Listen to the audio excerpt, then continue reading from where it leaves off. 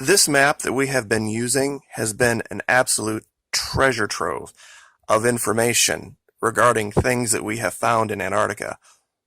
But today, I'm going to show something else I missed. And I can't believe I missed it. It has to do with the language being used here.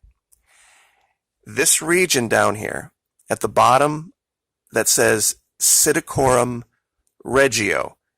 Now, the first word, Psittacorum, I had never heard before.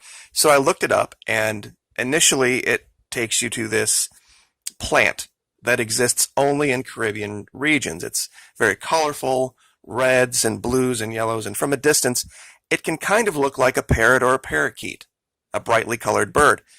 So that's where the name came from.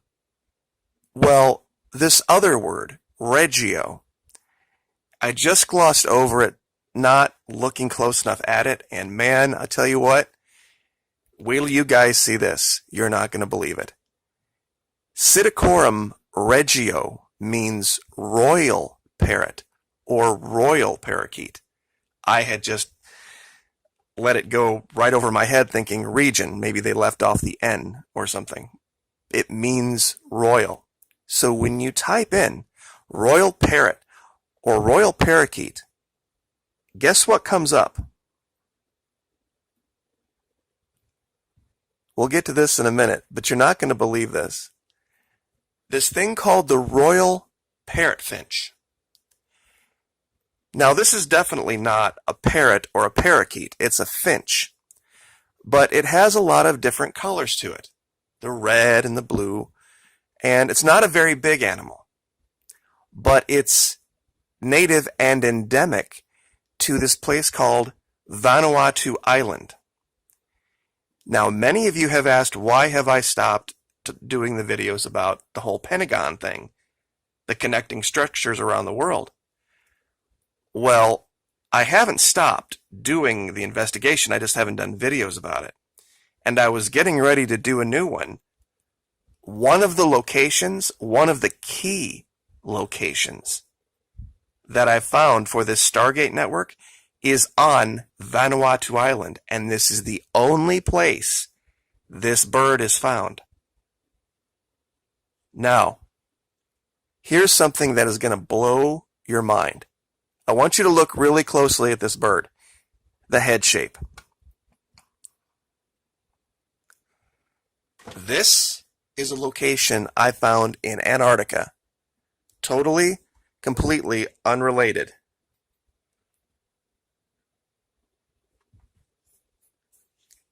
Can you possibly make the allegation that there is no connection there? And I'll give you the location in the year 10/22/2012.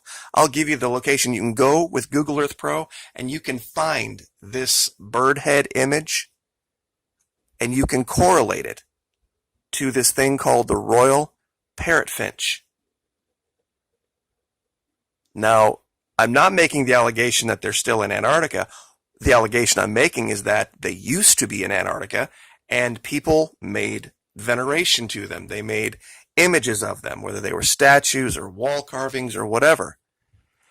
And someone, a map maker, Petrus Bertius, created a map in the early 1600s and wrote the word Psittacorum regio, royal, I think he means here, parrot finch. Not royal parrot, but royal parrot finch. Because I can show images from Antarctica that literally look exactly like that image. I don't know how anyone could look at this and not see the same dang bird. Now, and here's another example of it. They come in a lot of different colors. See if I can move this over here real quick. Well, it's not going to let me do it. I'll just put this back up. You can see the shape of the head is virtually identical. This is what I really think they were talking about. Now, in this region also, I wanted to show something. And I forgot to mention it like 3 times I've done this, and I forgot to mention this. I want you to look at this, and I know it's a strange image right here. The first thing I saw when I looked at this is like, I've seen this image before. Think of this part here as the head of a man, his body, and his hands and arms outstretched, either giving something or worshiping something. Now, I know that's a stretch. Like, where do you get that, Maquis? How could you possibly get that? Well, in this region right here where I showed this bird head, there is another one here, and another one here,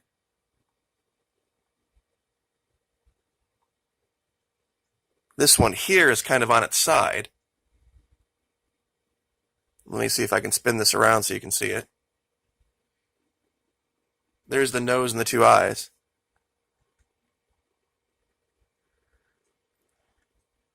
And another one here. Now, the worshiping part. There is another location where I can show that exact same image of, I guess, for lack of a better term, prostration, or hands outstretched in worship, or something like that. Watch this. And this I found about a year ago, and I've used it multiple times.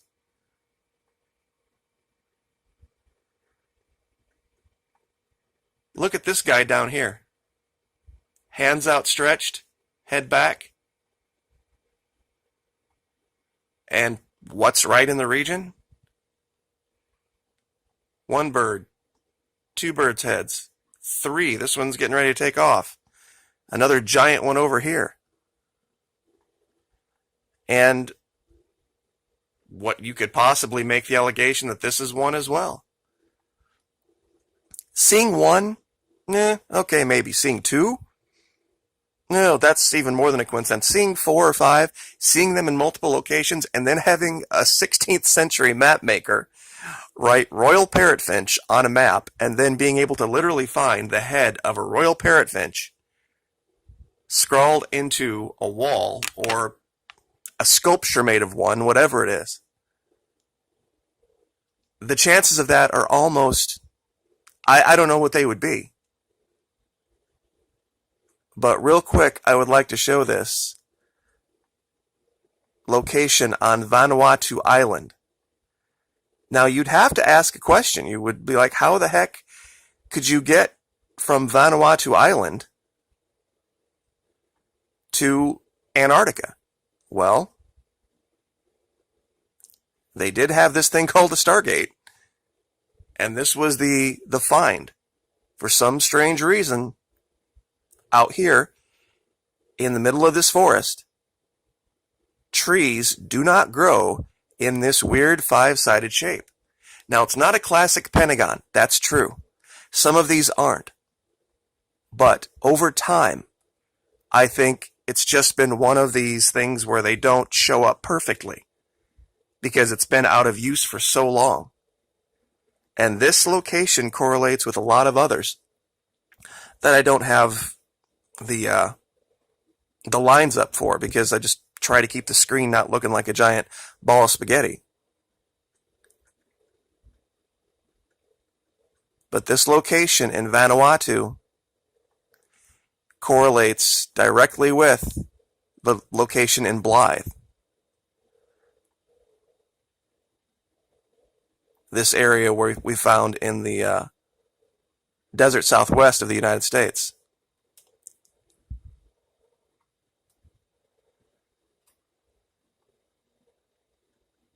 There's just too many parallels.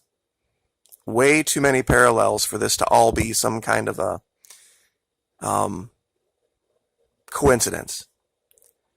And the last thing I'll show, I think the last place that I left off with the at least public investigation of the Pentagon networks is this northern network that correlates to Iceland. There's a tool available online, and I don't know if I still have it up or not. Yes, I do. It's a map tunneling tool, and I'll give you the link to this so that you can go here for yourself. Iceland, if you were to draw a line directly through the globe and come out the other side, would come out at the Stargate that we found. And you can do that for yourself here. You can do that with any location. You just basically move the line around on one side and it correlates around on the other map, and then you can zoom in and see where you're at. One of the strangest things is that there's a city out in the middle of nowhere in Brazil named Polo Norte, which literally means North Pole. If you draw that line directly through the globe, it comes out at the Paracel Islands off the coast of China.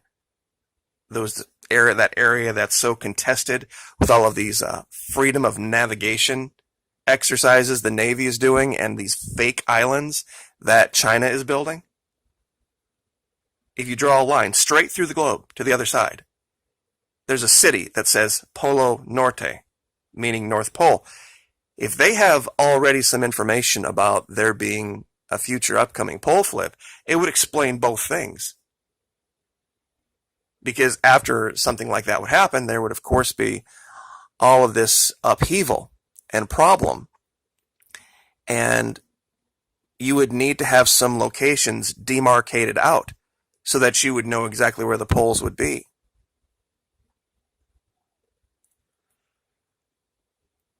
So the last place I'll leave is this. I think science might be partially right about something and partially wrong about something. They've dug these ice cores that show Antarctica having been frozen over for millions of years. Well, it's one tiny sample of one tiny location in Antarctica.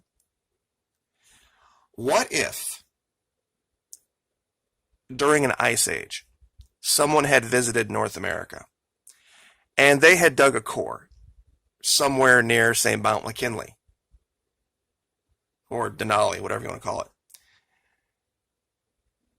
You would show ice, snow, and rock up there at those high elevations year-round, going back hundreds and hundreds, if not thousands of years, because of the elevation. Well, where they're drilling the ice core in Antarctica to get all this information is way out on the western ice sheet, where the elevations are super high. There may have been a time that this continent was partially temperate and tropical, but also had higher elevations that were permanently covered with snow and ice. So you couldn't really take that one location and say it was an indicator of the weather everywhere.